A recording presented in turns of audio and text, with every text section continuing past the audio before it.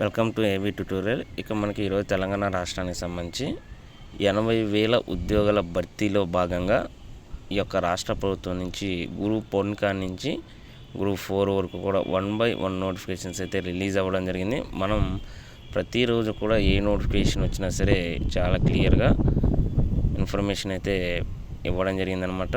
So ఇంకా మన channel ఎవరైనా సబ్స్క్రైబ్ చేసుకున్నట్లయితే ఖచ్చితంగా సబ్స్క్రైబ్ చేసుకోండి. అదేవిధంగా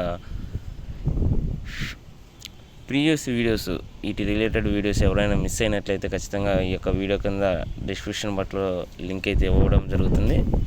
ఖచ్చితంగా మీరు చెక్ చేసుకోవచ్చు అనమాట వీటికి సంబంధించిన డీటెయిల్స్.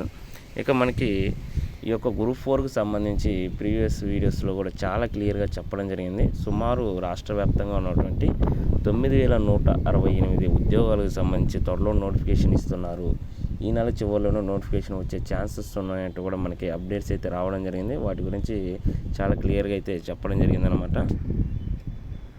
ఈ యొక్క గ్రూప్ 4 ఉద్యోగాలు కూడా రిలీజ్ చేస్తున్నటువంటి ఈ యొక్క 9,000కి పైగా ఉన్నటువంటి ఉద్యోగాలు 95% అనేది లోకల్కే, స్థానికులకే అవకాశం ఇస్తున్నట్లు కూడా ఇక్కడ క్లియర్గా రాష్ట్ర సిఎస్ గారు అయితే చెప్పడం జరిగిందనమాట.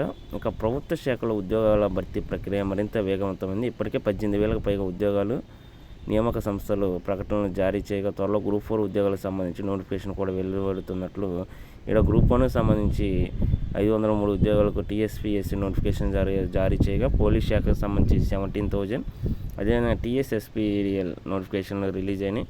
ఇక మనకి 1-2 రోజుల్లో గడువు ముగియనుందనమాట.